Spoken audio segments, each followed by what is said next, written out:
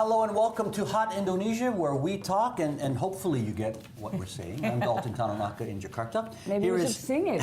They wouldn't get it if you sing it. Here is this week's HI Hot List. Terror and religion. Is it possible to separate faith and violent fanatics? All expenses paid. The Jakarta governor sends mosque keepers to Mecca. And high heel heaven. Do we agree with research that says pumps give women a step up? Here with me happily each and every week, except when they're not here, are Rahayu Saraswati, Parliament member. I'm here. Activist and Simply Sarah. Thank you. And Yeni Wahid, director of the Wahid Institute, daughter of the fourth president of Indonesia, and true Scorpio, people driven by ambition and passion. That's the primary traits. Very loyal to their friends. Okay, we like that. Hot topic. Say nice things about me. Hot topic number one. Terror and religion. Now, Australia awoke to news on Tuesday that a gunman had taken hostages in a Sydney cafe. When the ordeal was over, 16 hours later, 2 hostages and the gunman were dead.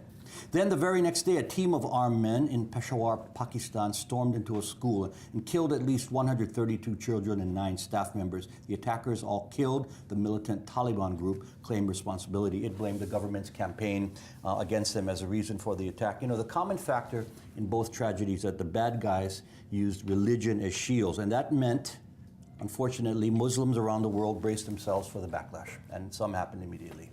Yes, very much. I actually, Dalton, I was in Sydney. I just when the siege happened, we were just walking along the just one block in King Street. It's just one block from Martin Place. So we saw all these cars, commotions, and police cars with siren blarings and all these helicopters and all that. So it was really a shock. Sure, because Australia has a reputation or an image as being a very peaceful and non-violent place. So, okay, in the hours that unfolded, after the video images on TV showed them holding up the black flag with religious symbols on it, were you worried at all about, or that what people would say if you were wearing a headscarf on the streets? Well, you know, I saw not just me, but some other women also were there during that. You know, there were people were gathering not too far, like about 200 meters from where it was still going on at the time. And, you know, at least a couple of women were wearing headscarves, and people were just fine with that. I mean, they would just go about doing the activities, and there are many tourists as well. So, you know, it's, I mean, for me, I think it's a tragedy not just for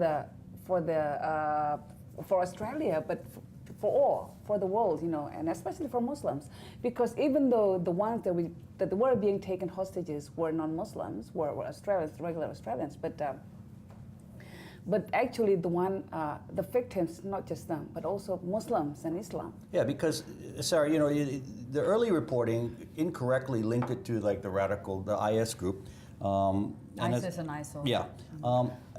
And people linked it to terrorism, but in the end, it was just one very troubled individual with a violent past. That's when it becomes clear and it becomes important that you actually keep up with the news, because when you just look at it in the beginning, that's what's coming out, and then if you cut, you know, you're like, oh, that's the information I need, and then you don't keep up with it. You don't really see the flow of information that comes out afterwards when it was being confirmed that it was just one individual acting out by himself, and he was a refugee with a violent past, and then they made it clear that it had nothing to do with the radical groups. And that became clear pretty quickly, I think. Very quickly. And that's why you saw. They found out, you know, the track records of the person. Now the debate is about how come such an individual with such a jaded mentality, immigration and laws and gun-holding laws. Okay, now the Peshawar massacre is a bit more problematic because Pakistan, as you know, is trying to wipe out the Taliban, which is calling for a more stricter Islamic state there. But even Taliban members in Afghanistan, which they accuse of harboring or training these guys, condemned this school attack. Yes, I mean, and also this is Muslims against Muslims. So this is not about religions. Yeah. This is about a mentality that, you know, a zealot mentality, you know, fanatics who would do anything, and for them it's not enough just to practice the religion in a peaceful way. For them, they have to assert a certain identity for themselves. This is a war about identity. So religion is just being used as a shield, as a, as a source of identity. So it's almost like gang mentality. Gang mentality, you know, absolutely, in America, you know, you have certain areas that very well known for gang turf wars and all that. I think it's almost very similar, as in, you know, they think that, oh, you're coming into us and you're basically going after us, so we will go after you. And I think it's such a cowardly act to go for the children. I mean, everybody. There is no excuse for something like that to happen, to go after the kids. And I mean, these are 12 to 16-year-olds, and they're in school where, again, everybody can connect to it because, you know, you have children going to school. You think, wow, can this happen where my children are going to school? And this was a military-run school where you think it'd be a bit safer but for you never these think, kids. as you said, kids You'd would be never, targets. You ever. tweeted me when it was happening. I mean, you said Yeah. your heart was breaking at the time. Yeah, You know, the absolutely. problem is some people immediately said, some ignorant people, I will say, and we know better in this country, that it was Islam that drove these men to violence rather than simply irrational men. And that's to be expected because people who don't know the religion make stupid statements. But let me ask you this: what do we say? What can we say to people in other countries without significant Muslim populations to know the truth about linking faith and fanatics? Okay. Because that is what people are doing. You know, the conservative commentators on networks around the world. Well, I would like to say, first of all, as a non-Muslim, I don't think it's Islam that drove these men. I mean, when you said it like that, it's not. That's completely untrue because for my Muslim friends, I mean, this is not what they stand for. This is not their faith, not their religion. It's simply, when it comes to terrorism, it really is a lot to do with certain people's agendas, whether it's revenge, whether it's their radical beliefs that has nothing to do with bringing peace into this world. And I think for my friends who are Muslims, they know that Islam is peace. Yeah, and that's the bottom line for that, right? Yeah, this is not about religion. This is about mental attitude, whether you're tolerant or intolerant person. Right. That's it. I mean, if you're tolerant, whether you have religions or you don't believe in God, you're not going to do any harm to anyone. Right. You know? So this is about the way of living for them. It's violence. So this is, yes. And, you know, they are intolerant people who happen to believe this, in a certain religion and then would like to manifest that kind of belief in a violent way. So this is, you know, you can have any religion or any belief or any faith at all.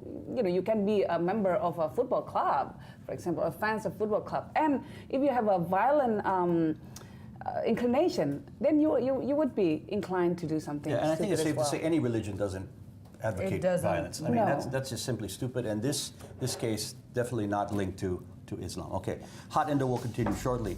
Why the city paid for these men to go to Mecca.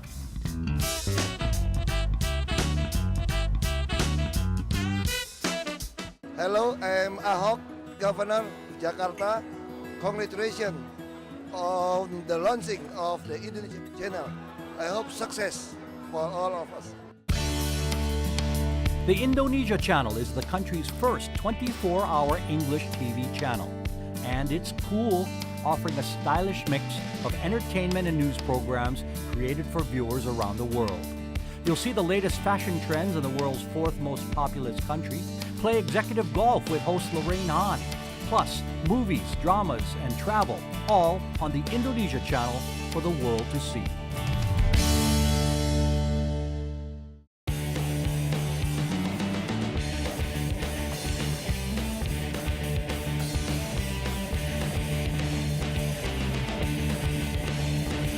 Indo Cinema on the Indonesia Channel.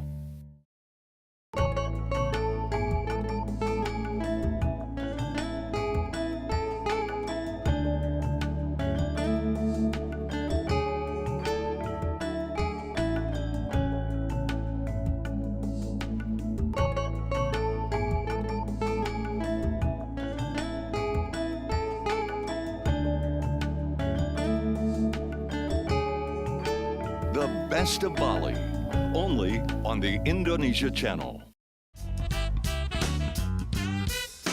You're watching Hot Indo with Sarah, Yenny, and me.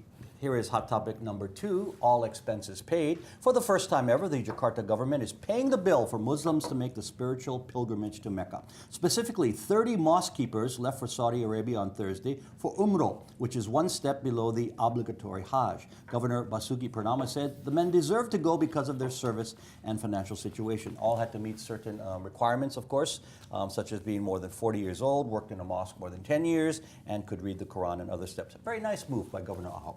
Absolutely. I think this shows, it's kind of like I would like to say it's a slap in the face for all those who think that he is intolerant or any of that. I mean, none of us who are educated enough to know that would think that he was intolerant. It simply was just doing his job, and unfortunately it's the issue that I think we always bring up here. It's the way he communicates that's always been a slight problem. So Very I direct. think yes, he's very direct, which is not very Eastern culture, you know. So I think that's always been the problem. In this case, I mean, he really is just showing that he's supportive of any religion, of any faith, and I think it's a good step. Let me be the reporter. And he's done it before here. This is what needs to be. I didn't know that. This is what needs to be He's done pressed it before, on. and He's that- done that- it before for in me, his previous question positions. I Bluetooth? question the use of the state's money Ooh. to fund. You're questioning the use Okay, of this the is city's interesting. money. Okay. Because you're right. Maybe it costs, I kind of calculate, maybe about $50,000, for airfare and lodging or so. But yes, if a government leader, Sarah, to Yenny's point, sent 30 pastors to Bethlehem at city expense, they would be screaming. There would be criticism. I'm not sure. I wonder, but I wonder, but I'm not sure. But your point, Yenny, was the government should not be in the business of sponsoring one religion's groups. No, I trips. don't think so. Well, although in Indonesia, I mean, and religious groups do get money, do get funding from the government through there is a directorate general for all the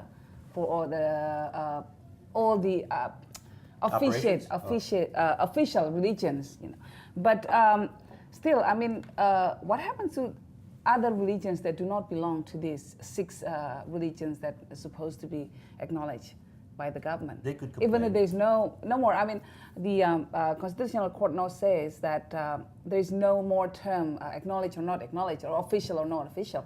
So it means that there are many implications to that. Well, very, very good point. So let me ask you this, ladies. Could politics be at all involved? And I hate to be the cynic in this, because the hardline Muslim groups yeah, have you're been... usually the most positive in the group. They've been protesting It's a Ahok's good balance. governorship because he is Christian. Yes. Could he have done this to just kind of ease the That's what criticism? I'm saying. It's Yeah. interesting that I've actually read in articles that he's done it before. Okay, so so- it's not like a one-off thing, which is what we would what we would think as cynics. We would look at it and be like, oh, he's just trying to balance it off, but he's done it Buying off before some and sympathy. Yeah.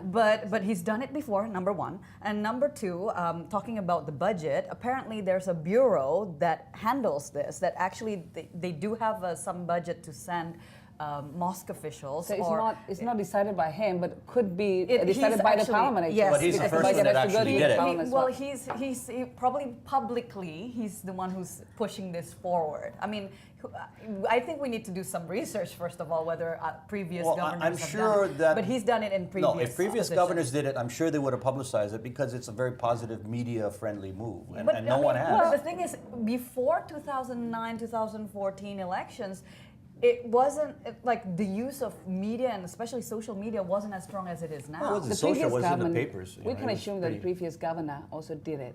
But for me, the question of using the state funds aside, I think also these mosque keepers, they're not well paid and all that.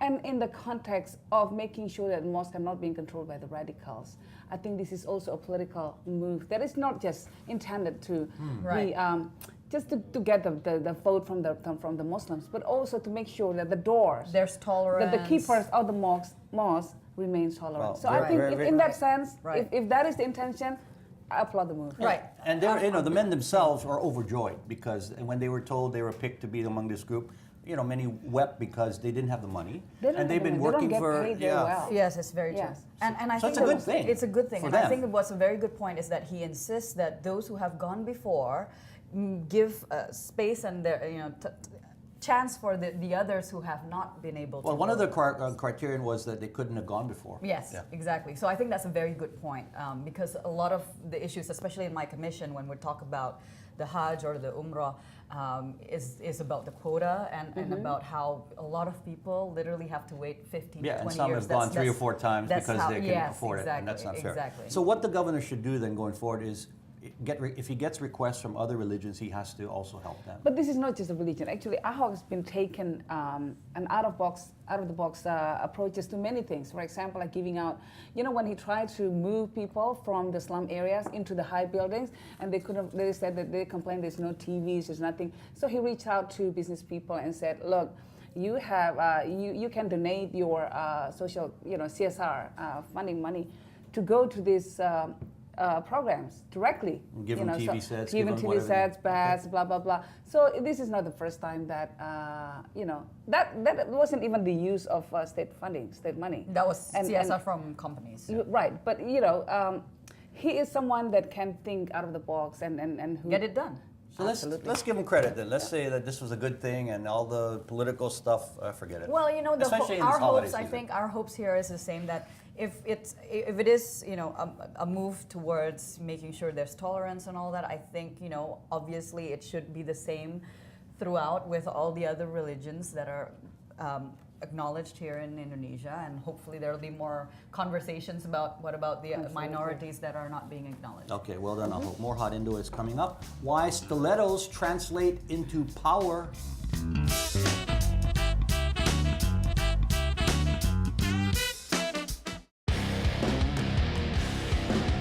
iPod playlist is superb. Bali, it's the experience of a lifetime. For these sisters, fashion design has been a lifelong passion.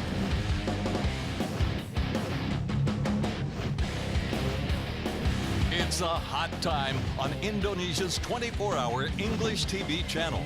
We inform and entertain. Promise. We have total, I think, 136 courses in Indonesia, and just around Jakarta area is like about 28. I am Ong Pingan in Phnom Penh. And I'm Dalton Tanonaka in Jakarta. For me personally, apart from Bali, I love Belitung Island. Oh, Belitung Island is so beautiful. I'm one of those, I grew up with Disney, okay? And when you grow up with Disney princesses, you kind of already get... Is this what I'm getting into for my kids? Yeah, your kids. No.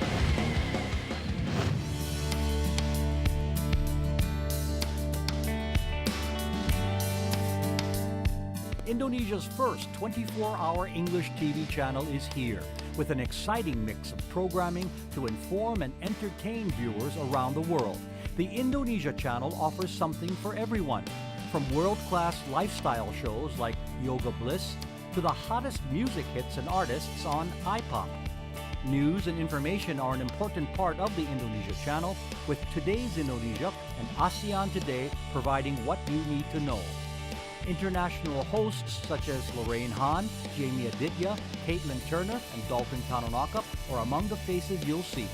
Movies, dramas, travel, and more are all on the Indonesia channel for the world to see.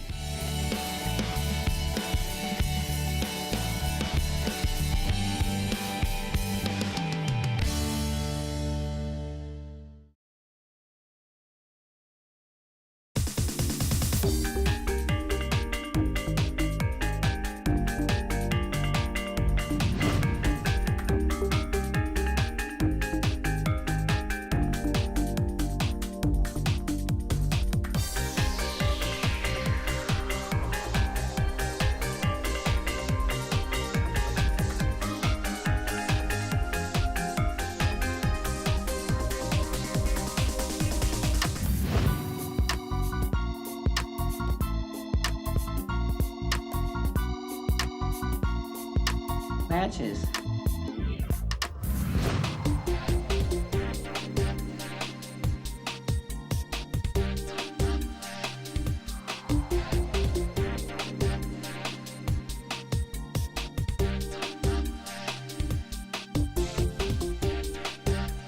Passion for fashion. Only on the Indonesia channel. You're watching Hot Indonesia from Jakarta. Hot topic number 3 this day, high heel heaven. A new university study in France found that women who wear high heels get more help from men. Surprise. It showed that the higher the heel, the more likely men would respond to the female. Only 46% in flats to an 83% success rate to high heels. You know, the study's author simply said that it just simply makes women more beautiful. The author was a man. So you know, that's his opinion. Okay. And wait, these are what we're talking about. These aren't very good examples. These are not stilettos. But these are high heels, and I still couldn't walk in these. So anyway. Really? I want to see You you try. Yeah. Yeah, Hey, right. seriously, No, somebody, no. what's your shoe size? Actually, there is a campaign. What's your shoe size? What? Can't we let men wear heels so to show Yes, how uncomfortable we are to make men like them? As a solidarity, as a show of solidarity. But nobody's to women's forcing you to wear pride. high. Do you have high heels on, ladies? I have wedges on. Okay, what do you have, Which Yan? are very Wedges. comfortable. Okay, Yes. but you But wear high sometimes I wear- heels on occasion. So On what- occasion. Are they Okay, that wait. uncomfortable? I Where wanna, it's- no. You know what? I want to say something before we talk about, because the focus is starting to be about women and high heels, whereas the study actually does not show so much about women behavior. It shows men's behavior. Yeah, okay. Yes. You see what I mean? So here's the thing. for men? For men who actually help the women with high heels Hey, more than the flats, it just we're shows easy, that we're no, easy. it You just know, no, it it's- does not. It does not show that you're easy. It just shows easy. whether a man actually is. Has Influenced. solidarity, whether you're a gentleman or not, whether you would help, whether or not they're wearing high heels or flats. I'd help her if she was if you happen barefoot. to be, I would. no, but barefoot But also she's has wearing high another heels and a connotation. nice, No, you know. but if you're a man and you help a woman whatever she's wearing, it shows that you're a gentleman, Yeah. and we love you men out there who do okay, that. let's get back to So this. it's But- very easy. It comes down to very simple equations. Oh, what's the equation? For men, height matters. For women, size matters. Oh, Okay, it's easy as that. You know, it's very simple. I have no idea what you're referring to, Yenny Wahi, Size but of the thumbs. or Okay. the toes. critics of this kind of study, and there are, say that course. pumps encourage sexism because it makes men treat women like objects.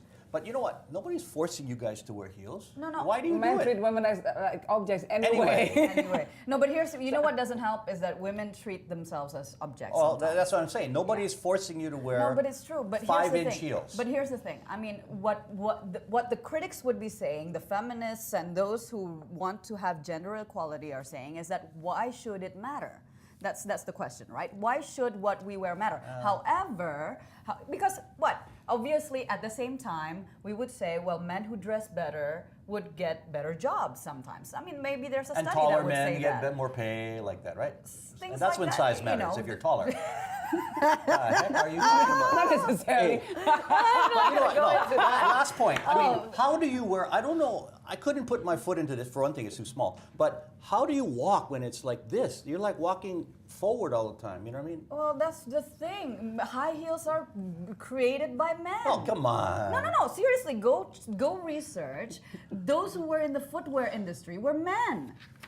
And then you're talking And about they the don't wear the silhouette. high heels. And they Here's the said, thing. You know what? You're talking I'm gonna about stab the you with my silhouette. spear if You're you don't talking wear about these the- shoes. You're talking about the silhouette. No. But seriously, those who are in the industry, it's like, oh, it's the nobody's rage, forcing and you. then it's like, you know, it's the queens and all that Okay. who they want to please their We kings get the point. and blah blah Blame blah. men You know, for high no. heels. Here's Okay. no, but here's the thing. For women, it's not for women who choose to wear these. They know they have power. They have You confidence see, too. it's Yeah. not a bad thing. It just happens to be we know how to manipulate And men. we all know, yeah. I couldn't tell you the result of this. So men, if you want to be manipulated, Power on, sisters. go on. That's okay.